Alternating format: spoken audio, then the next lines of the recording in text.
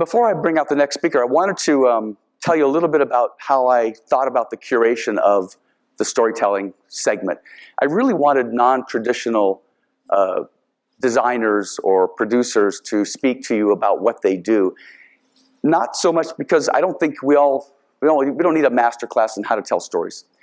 I think what we need to do is we need to think about how we can think differently, and how stories probably invade our space in different ways. And so the next few speakers that you hear will be able to tell you how they bring stories into different spaces. When I first started thinking about how to curate this, I went to, you guys remember these? They're books. I went to a book that I like to read every now and then. It's The Art and Craft of Storytelling. And I found a paragraph here that I thought was kind of appropriate for the theme of walking the tightrope, and I just want to read it to you. We all walk the wire when we sit down in front of a blank page or an empty computer screen. We all work without a net. Sometimes it's hard to find our balance. Sometimes it's hard to recover from the fall. Sometimes it's hard to bear the loneliness or disappointment. We've all been there, I'm sure. And sometimes it's hard to find the strength to begin or the courage to believe. But with attention and focus and determination, it is possible for us to complete that long and scary journey to the other side. How do we do this? One foot in front of the other, one step at a time. One word in front of the other, one sentence at a time. Here, now. Take a deep breath, step off the edge, and begin. So I find it's really appropriate for this program to think about, don't be afraid to be on the tightrope. Our next speaker, I first heard introduced to Manon about 6 months ago. She used to be a curator at the Guggenheim. If you're going to throw that out, I guess. About several years ago, she started a company called No Longer Empty. And she's the co-founder and chief curator of No Longer Empty. They go into neighborhoods or areas, they curate that space, and they create an art exhibition.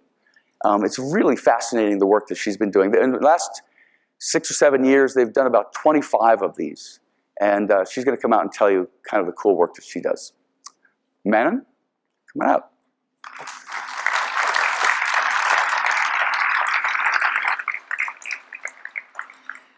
So my talk today has a bit of a strange title, Do I Belong Here? Because that's what I asked Paul and Tracy when they asked me to speak here. Why would a small non-profit arts organization belong in the ecosystem of this conference with its large budgets and its spectacles? But then he told me that the overriding topic of the conference was about risk, and I thought, okay, so I do belong here, because everything we do is very experimental, very new, and has a precariousness about it, which I think you'll see as we go through. But also, do I belong here is a question that I ask at the beginning of every project, because we're a nomadic organization moving into different communities, and that sense of what we're doing here is a question we're asked and a question we really need to know how to answer. So let me talk a little bit about what we do. So No Longer Empty fosters transitional use of underutilized spaces throughout the 5 boroughs. Site-responsive exhibitions and educational programming. We're committed to public engagement through contemporary art and position our projects within some of the most charged and defining civic and urban issues of our time, such as racism, housing, and financial inequality. Nle is a form of curating a social practice. We strive to create total accessibility to art without the constraints of place, education, cost, class assumptions about art, and the exclusivity of the art world, which keeps many people out. Art's not for me. Arty-farty is a word I hear so often. And we create this accessibility to art, both for the art itself, the joy of creation, the joy of the aesthetic process, but also as a platform that stimulates discussion and community around the issues of social justice in its many manifestations. So first of all, before I go into process, I'll just show you some of the places that we've worked in. The Andrew Frieden home in the Bronx, the Clock Tower, a bank in Long Island City, which had been closed for some 20 years, actually as Andrew Freeman had. This is the Broadway Housing Communities project in Sugar Hill. It was designed by David Adjaye, and it's a mixture of affordable housing for many former families that were homeless, a preschool and a museum, and we were invited to introduce the project to the community. And the old Bronx Borough Courthouse, a fabulous Beaux-Arts building that had been closed for some 40 years, and it was literally a shell when we moved in. And here's some before and after pictures. This was Tower Records. This is in the exhibition Never Can Say Goodbye. Remember the Upstairs Lounge. And I'll go into some more of the arts projects specifically, but I'd like to talk a little bit about the process, how we work. So beginning with site selection, who is inviting us and why? I mean, it's a very, very strong thing. Is it a developer that wants to just use us to promote their development? The answer would be no. Are we needed in that community? Would we take a space right next door to the art galleries in Chelsea? No. Who will our audiences be? Well, the answer is everybody, but we've looked very specifically at the demographics of the community, who has formed it, what its history is, and etc. And then we also have the practical issues, such as does it have a C of O or a certificate of occupancy or a temporary certificate of occupancy? Does it have bathrooms? What's the state of the electricity? Does it have lead or asbestos? Because obviously the space has to be safe for our audiences to come into. And then research, and that is perhaps the most important part of our process. Paul wanted to know if he could introduce Nle as a pop-up. And I said, no, it's a word I hate, because a pop-up is kind of opportunistic. It has a project, it looks for a space to put it, and it's plonked down. Much like a lot of public art, we call it plonk art. It's just put into a site without reference to the people who live or work there. So research forms the very basis of the behind of our exhibitions. Before we even start thinking about it, we research the makeup of the neighborhood, the demographics, the social economic concerns, the schools and cultural organizations who serve the area, and the artists who work there. We don't just work with local artists, but we want to make sure that we have a good representation, usually about a third of artists who work in the area. And this research forms both the content of the exhibition and the format of the commissions, and about 75% of the art in each exhibition is commissioned. It forms the basis of our educational programming, the schools we work with, and the other cultural organizations that we collaborate to represent our theme through dance, music. So if you think of the exhibition as the hub of the wheel, all the different programming is to provide ways into that exhibition experience. Then we developed the program, we built up the exhibition, the programming, the communications campaign, and often do a lot of work, as you'll see, on improving and preparing the site. Then we launched the exhibition and the educational programs, a youth docent program. Again, I'll go into more detail of all of these through the slides. No longer board family days and school tours, and the cultural partnerships. And all of these are designed to reach every segment of a community, cradle to grave, young, old, English speakers, non-English speakers. It's really about widening the audience for contemporary art. That's the very center of the goal. And then also we look at the legacy. What happens after we leave? We've done so much work to come into a community. What happens after we leave? And again, some of the slides will go into that. So just to go through what our core elements are: site-specific, artist-driven. Our support for artists is, again, very, very central to us as an organization.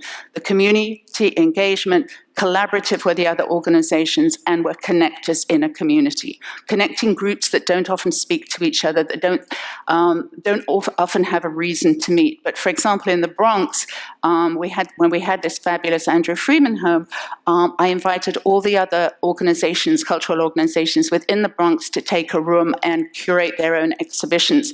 This not only brought us additional audiences, but it formed the beginnings of what's now the Bronx Arts Alliance, because they understood that by working together, they could both increase their audiences, their marketing, etc. So being a connector is a very central part of what we do. So let's look at one particular project, this Site for Paradise in the Bronx. And this building, the Andrew Freeman home, has a very funny history. It was built in the 1920s by Andrew Freeman as a retirement home for formerly wealthy people who'd lost all their money. Many came in through the Great Depression, but it was really class solidarity. His parents had lost money, and he gained a fortune, but he understood what the poor things who've lost their fortune, how do they live in the style with which they had become accustomed. So it had a ballroom, it had white glove dinner service, it had gardening committees, opera committees. The only thing you had to have money for was to pay for your burial. The rest, life was free. So, as I said, it had been empty for over 20 years, but in the even 20, 30 years before that, it had started to decline because the idea doesn't really work once you... So take a look at that bedroom, and then this is what one of the artists' Days did with it. Another bedroom by Howard Nussum. They built a recording studio looking very much at the Bronx and the hip-hop which began in the Bronx. So this is about storytelling, and through the exhibitions, through our research, we bring out many, many of the narratives of a community. This was a piece by Justin Leider, phenomenal. It was actually 2D, but it looks 3D. And remember, this is related to the wealth and loss of wealth. And this was a kind of a semi-autobiographical piece by him because his family had pissed all his fortune away. And there they are pissing on a pile of money. Social practice, artists working within the community is really important for us. This is a project by Mel Chin, straight off the streets of the Bronx Reloaded. Mel spent about 5 days on the streets of the Bronx asking people if they had messages for President Obama. And we spoke to veterans, we spoke to people, kids who were worried about bullying at school, people who hadn't been able to find a job. And the fabulous presentation of this project, you'll see that along the bottom, that was their stories. When the project was presented, all you heard was boom, boom, boom of their heartbeats, because Mel was dressed as his technician. He took the heartbeats of each individual as they looked into the camera, and it leveled the playing field for whether they could speak English well or not. And it gave them a certain confidence. And then this, we invited them to a preview of the exhibition of showing this film, and then the tape was sent to President Obama. This was another amazing project by Melanie Crean, Once Upon a Time in the Bronx. You may have heard of the fairy story game, Once Upon a Time. It's about people, places, and things in fairy tales. But to these kids, tales of German princesses had very little relevance. So Melanie worked with them to create a card game based on people, places, and things in their own environment. And several narratives came out of these card games.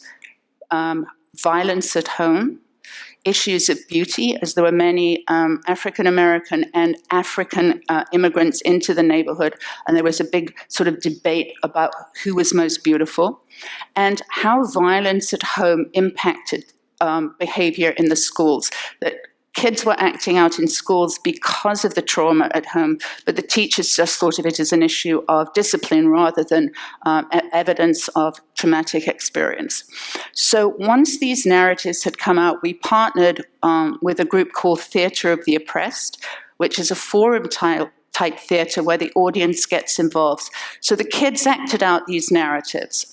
And then, and they were fraught, they were problematic, as you could see. This child's father used to beat up his mother at night, usually over courses of what was served for dinner. And so they acted out these projects, these scenarios, and then the audience was asked, well, you see some problems here, obviously. How would you have played out this scene if it could have ended differently? And you weren't allowed to come up with sort of magical thinking. Well, I said to my dad, don't hit my mother, and he said, of course, you're right, and happily ever after. These had to be solutions that could potentially make a difference. And then that person from the audience came up, the scene was reenacted with their suggestion, and then the audience discussed it.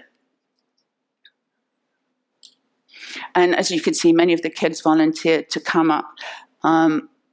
And I just want to go back. There were many teachers in the audience, and this project was taken up by several Bronx schools and included in the curriculum, because it was a very powerful one where the teacher was constantly sending this kid out of class, the kid whose mother was being beaten up. And so what the teacher saw was a way of getting behind the behavior to the causes of the problem. So school groups, we do a tremendous amount of outreach to the schools in the area, tell them about the exhibition, try to get them to involve the exhibition in their curriculum. And we're dealing with schools that if they have one art teacher for a school of thousands, they're lucky. Sometimes we're dealing with schools that arts has been eradicated from the curriculum. So we fill in a huge gap. And as a parent myself that's been with my kids to museums, every tour, on our school tour, every tour began with no. Don't do this, don't run, don't shout, don't. So, it puts the kids off from the get-go. So we begin, as we do in every exhibition, when whoever walks in with a real welcome. We have the kids do scavenger hunts, projects, etc. So they really, really get involved in the art experience. They stay so long that they end up like that. But seriously, this was a visit from an old home. And again, through our marketing, we reach out to many non-traditional audiences, old homes, churches, mosques, etc. Because when I said who is our public, it truly is everybody. And then, as I mentioned, we collaborate with all the local organizations, inviting them in to do site-specific responses to the theme of the exhibition. And on your left, we have the Hip Hop Academy. Again, remember, hip hop was very much a product of the Bronx, and some contemporary dancers responding to a particular artwork that they've chosen. And we have rap sessions, we have cooking, whatever the theme of the exhibition might be, those are the sort of performances that are created around the exhibition. And for each site, we create a map, shows where we are in the exhibition, but once we've got people to come to the exhibition, what else they might want to do in the area. The other cultural organizations, if there's famous people who've lived there, restaurants, sites of interest, etc. So we really want to create sort of a kind of cultural tourism for the area. And we've done these for every site we've been in and swapped them. So we really encourage a kind of interborough tourism as well. This was the clock tower, as I mentioned, in Long Island City. And the exhibition was called How Much Do I Owe You? It was a bank, so we dealt with issues of value and exchange. So here we have a piece about currency. We have a piece that was made out of lottery tickets that were actually in China. These artists had come from China.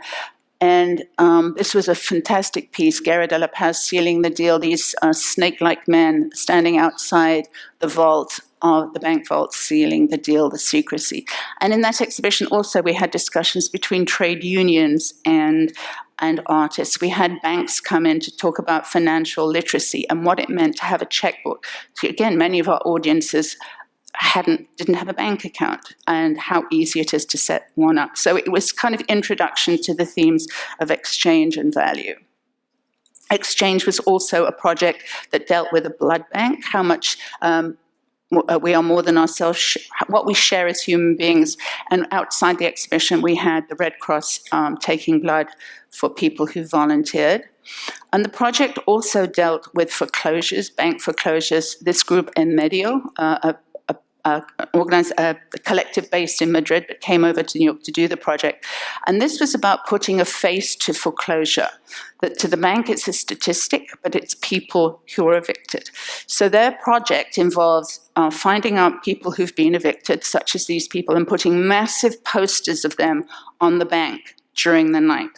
The bank calls the police. The artists have the media ready. It gets into the media. These people have been evicted. Shame on the banks. And then what we invited the audience to do was to take one of these names, these people who'd been evicted, and write to the bank to say, we recognize their humanity. This was a project about lead, Mel Chin again, and I'm going to talk about Mel Chin at the end. This was a project that started in New Orleans after Katrina. And Mel did a lot of research. He's very much an environmentally based artist about the amounts of lead that were in the soil that kids were playing in. And he also went on to find that 3/4 of the prison population of Louisiana tested positive, very, very high levels for lead poisoning. And as you may know, lead poisoning leads to inattention, to violent behavior. It's a huge, huge social problem, and it sort of affects kids, from as young as they're playing in the dirt, or often sort of when windows are opened, the lead paint gets into their system.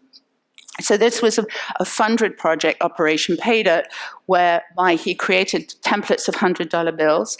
People fill them in, learned about issues of lead poisoning, preventative measures, what they could do, because so much of what we do is about empowerment.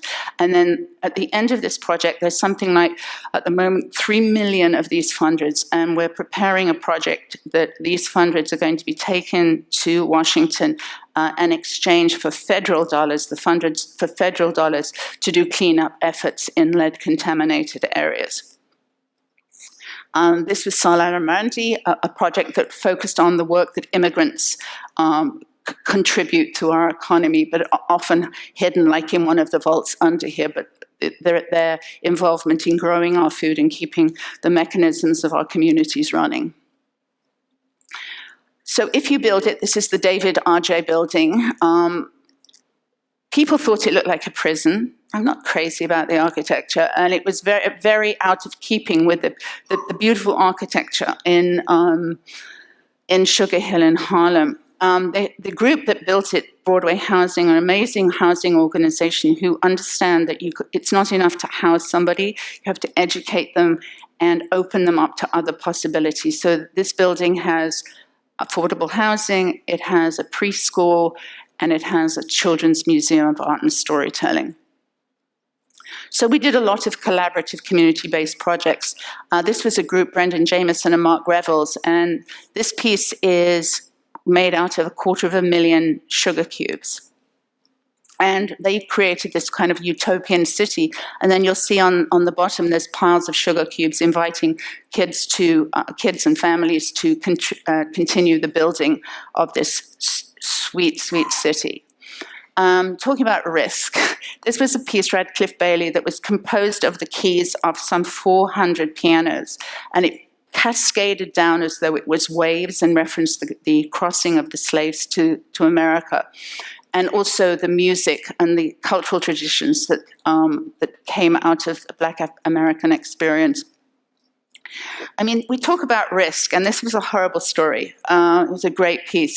The building wasn't completed when we went in. It was supposed to be, but it wasn't. And the construction company didn't want us there, and they did everything they could to get rid of us. Despite the fact that some 3,000 people were at the opening, and every day families and kids came in, but they hated us. So one of the things they did was report this piece to the fire department, because it's made of wood, obviously. And the fire department came and said, take this piece out or we'll shut the show down. All you're allowed is 3 cubic feet of flammable material. So remember, I didn't tell you this, because they hated us, they wouldn't allow us to use the elevator before 1 o'clock. This piece was brought up 9 floors by hand in buckets. So I was particularly angry that we had to take it down. But we had to, because the show would have been closed. So what I did was I built I took the amount of keys to build the cubic that we block that we were allowed, and I created a little memorial to the piece and continued. This is a particularly poignant project. It's to do with wanted, and many of the kids that we encountered in the area had been subject to stop and frisk 10, 15, 20 times. I mean, really horrendous. So this artist, Dred Scott, he's a wonderful activist. He calls his art revolutionary to move the world forward. We created this project around Wanted, the Wanted poster. And we went to about 5 different youth organizations and asked the children to volunteer to become the subjects of these Wanted posters. And on, I never know the right and the left, but on my right, we have a forensic artist, a forensic sketch artist, that is drawing the portraits of these kids. And then it was said wanted, and it listed the non-criminal activity for which they were wanted for. So loitering, looking suspicious, and these were plastered all over the neighborhood. So it really created dialogue about what the implications of this stop and frisk was on the lives of the community. And we got the police force involved, and they came to the panels. And what we tried to do in this project was to change the meaning of the word wanted by the police, to kids that are really wanted by their community. And the piece exists still online, and you can print it out and put it anywhere, any community that you want, because it's really an issue that we all need to deal with. Nari Ward, who many of you may have heard of, a very well-known artist who comes from the neighborhood, and he took on the notion of the cool of Harlem, that Harlem is often branded cool and used for products that really have nothing to do with Harlem and certainly don't bring employment or opportunity to Harlem.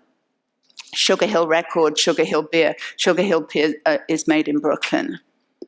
So what he did is he took out this barrow, which is he's Jamaican, and he took out this barrow into the streets of Harlem with these cans, they were the size of tuna fish cans, and there was a mirror at the bottom of the can, and he asked people to smile into the cans, that we were going to can these smiles. And well, that's what everybody said. You can't can a smile. But the moment you look into the can and you see yourself, you smile. And then he put the can, we had a canning machine, and he put the lid on it and signed it and put it back into the barrel. And the suspension of disbelief, people said, well, how do I know which is my smile? So we kind of got them over. It was a great way of advertising the exhibition to the community, because we were out in the streets for days at a time. But also, the cans were sold in the exhibition for $10 each. We had this sort of, the setup was like a retail store. And the $10 went to the education center of the building. So it was from the community going back into the community.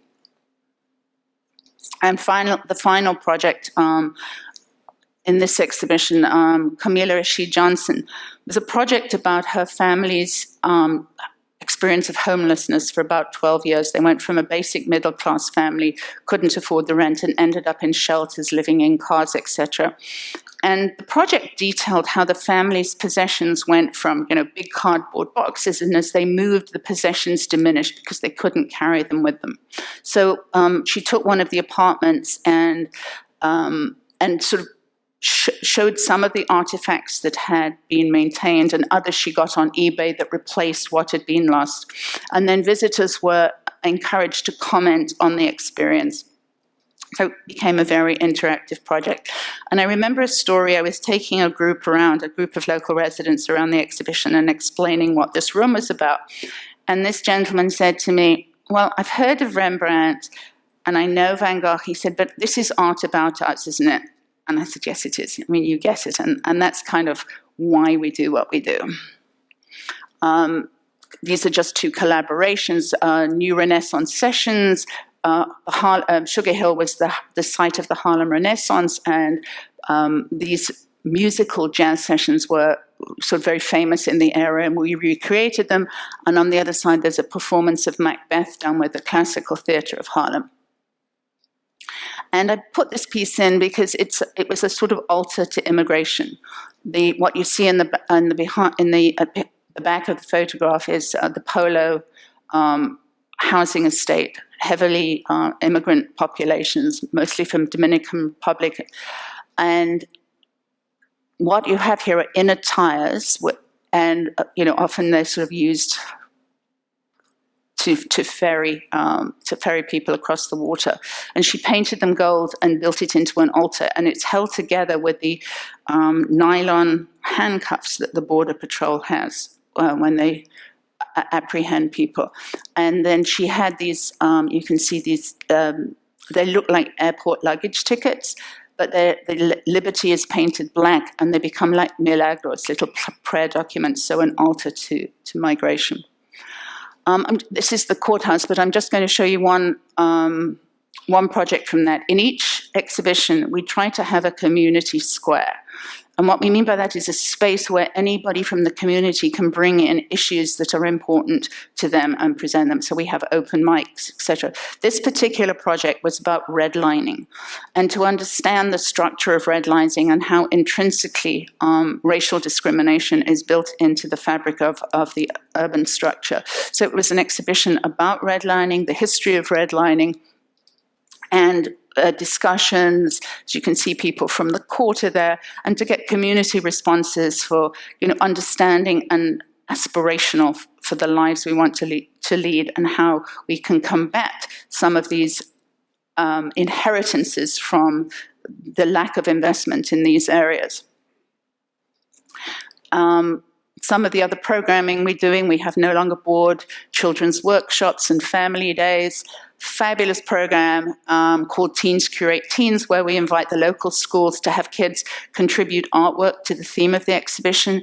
And then the students who don't want to be artists but curators, I work with them on how you select an exhibition, how you hang it, and how you run an exhibition. So a tremendous amount of learning. Our youth docent program, we take 6 to 8 high school kids and train them soup to nuts in the exhibition. And they meet the artists, they learn about the arts, and they give tours of the exhibition. And it's a paid internship. So this is their first paycheck. They got their certificate in their first paycheck. So a terrific first step on a kind of economic work ladder. And a lot of Nle's work is about, I talked about a little bit about legacy, but spreading beyond what we do. We're a teeny team with 5 people, but I think it's a great model, and my goal is that it spreads everywhere. That's why I do these talks.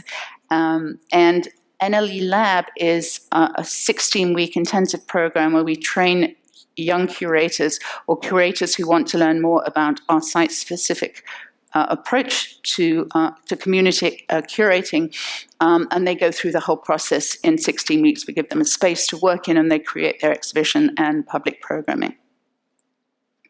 And I end with this slide because these kids, when we opened in the Bronx courthouse, they came in the first day and they literally poured into the front door with their bikes and their skateboards and their bats and their balls. And I was like, whoa, what's going on here, miss? And I told them, I said, it's an exhibition and you're really welcome, but you need to leave your bikes here. They'll be safe. And I had somebody take them around. Those kids came back every day after school over a 3-month period. And even over the holidays, when the exhibition was closed, we had a table of activities for them to come to. And we had, on weekends, we had kids come with their little brothers and sisters and just stay the day with us. And this is repeated again and again in our exhibitions, because so often in these communities, there's no community center. There's no place for kids to go, and they're always sort of pushed on, don't stand outside our store. And we welcome them, and it's kind of what we do everything for. So thank you. And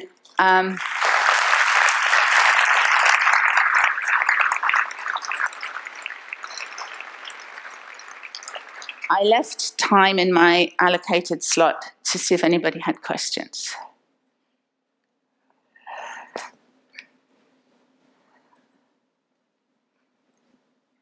Sorry, somebody already? How do we fund that? So it's as precarious as everything else we do. So in answer to that, we have a board, which is a good supply. We have most of our funding comes through foundations, but it's tough because most foundations work on a yearly cycle, and when museums apply for grants, whatever, they know what they're doing a year out, 2 years out. We don't. We have to respond quickly. But I'm not saying it's easy, but we have got to a stage where they know what we do and they're a little bit more willing to be flexible on the timescale, because we don't have all the details. I can tell you where my next project is going to be, which is in Brownsville, but I don't know the details yet because the site hasn't been finalized. But I need the funding. So it's tough. And then we have a yearly benefit. I hope you all come. I'm going to put you all on a mailing list. But it's a tough one. But, you know, it's like if you build it, they'll come. It's an awful thing to say, but we kind of work by belief and passion. So we get the funding. We manage, but it's a struggle. And, you know, I don't take a salary. And, you know, our staff are working for lower salaries than they would, not necessarily in museums, but you have to love what you do and believe in what you're doing. But we don't pay, just one other thing, in our structure, we don't pay rent for these buildings. They're given to us by the landlords, and we don't pay utilities. So where many organizations really have to worry about paying for bricks and mortar, we don't have that. So every penny we earn goes to both paying our staff and to our programming. Thank you. Yeah.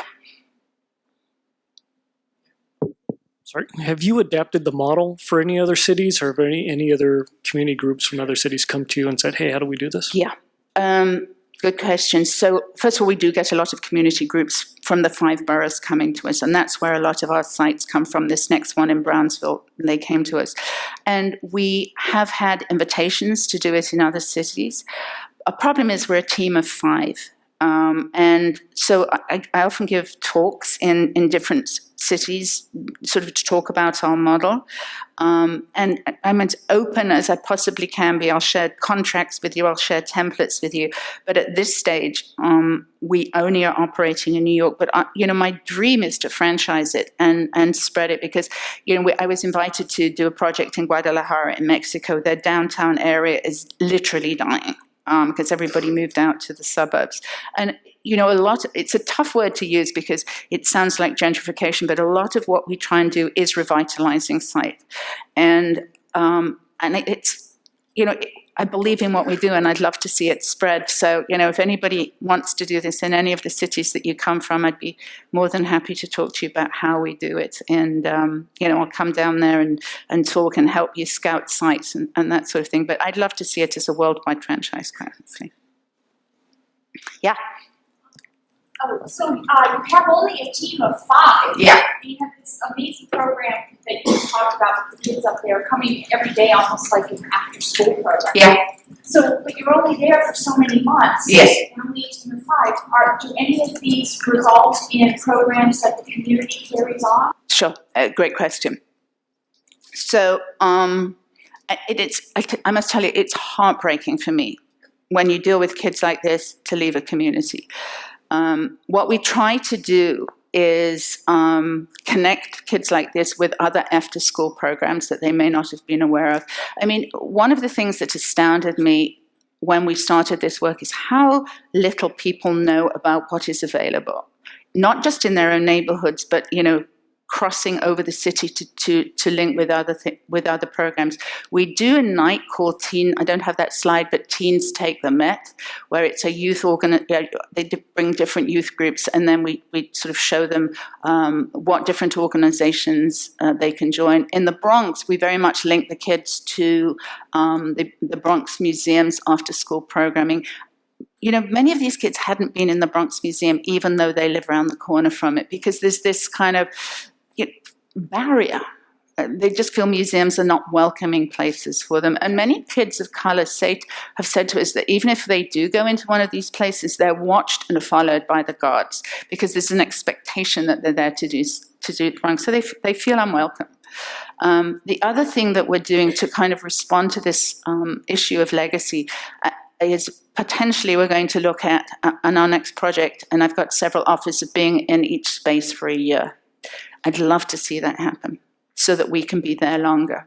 But, you know, a lot of the spaces we're in, you know, they're not giving it us for a year at a time, so we're looking to have other organizations host us, because often we're able to sort of create connections. And in our last project in Jamaica, they said, well, nobody inside could have done this. It needed somebody coming from the outside to bring the kind of coalitions together. But yeah, we're looking to do more and to do longer. Yeah. So you have this room of people who are better founded than you are. What can people in this room help you with that wouldn't take away from your 5 people staff, but would be totally? Okay, so our website is www.nolongerempty.org, and there's a donate now button. And oh my God, I mean, this would be amazing. But there is a donate. There you can. There's 3 buttons. You can help with time. You can help with finances. And if anybody would like to get closer to us, my email is Manon, MANON, @nolongerempty.org, and you can get hold of me through Tracy, if you would like to. I'd be forever grateful. Thank you. You mentioned in one of your slides a map that shows some of the local businesses, different places that one could visit after visiting your exhibition. So how are those places chosen? Is that from your opinion and your input? Is that taking into account some of the community and the places that they value as well? Absolutely. And thank you for that question. So one of the ways that we learn and listen, and I wanted to sort of, I don't want you to think I have all the answers, but because very much what Nle has done over its 7 years is we learn from each exhibition what works, what doesn't work, and how we can do better. And we've always had open houses before the exhibition opens to tell people what we're doing there and to listening sessions. They're very much listening sessions. But in our last couple of exhibitions, we've formalized that with having a community advisory council. And that's composed of business leaders, artists, some politicians, spoken word people. It's about 15, 20 people that come into this community advisory meeting. And we meet with them in the first month weekly, and then as the exhibition progresses, monthly. And so we learn all about those issues. We also try and buy everything for the exhibition and for the programming locally. So it's putting back into an economy. So we learn about the businesses there. And, you know, to be honest, we leave people off inadvertently sometimes, and we get complaints, why wasn't I included? You know, we always strive to do better. But we're very linked in, one of our research arms are the local business improvement districts. And we get a lot of input from businesses from them. In fact, we're often invited by bids. You know, when there's a retail corridor that's not doing well, or there's been a plague of empty spaces, we're often invited to look at those.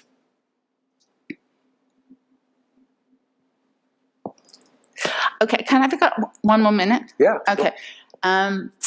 Tracy, I planted a question and she didn't ask it. Does it ever go wrong? Tracy's just asked me, does it ever go wrong? And in 7 years, it hasn't. There's been challenges, but we were invited by Vornado Realty. Is there anybody from Vornado here? So we were invited by them to do a project in they offered 3 very large spaces in in the area around Penn Station, which they own most of. And they invited us about a year ago, and I made several presentations of projects, and they chose a project by Mel Chin, and you saw Mel with the Fundreds and that project on the streets of the Bronx with messages to President Obama. So the space we chose was the Penn Pavilion, which is upstairs from the Penn Hotel. And we had a commitment from them, we had some funding from them, and they asked us in good faith to promise that if they reserved this space for us, we would produce the exhibition. I said, of course. And I proceeded to work with Mel to do a kind of post-survey retrospective. He had a retrospective in New Orleans, in St. Louis, and 2 in Texas. And I tried to get them to come to New York, but I couldn't get a museum to take them. I thought, well, we'll do it. And he's a major, major artist dealing with important issues. So this was a phenomenal opportunity. Mel signed on to do it. We had a phenomenal design company, Low Tech, who did the design of the exhibition.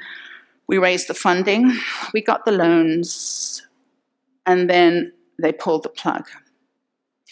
And they pulled the plug because, and this exhibition first was supposed to happen, it should have been open now, and then they postponed it to spring because they got the commission to do the Farley Post Office, which is going to be transformed into part of the new Penn Station.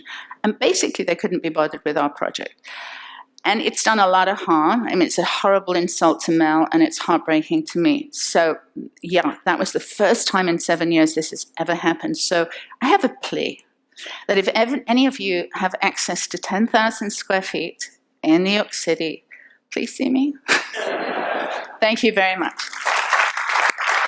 Thanks.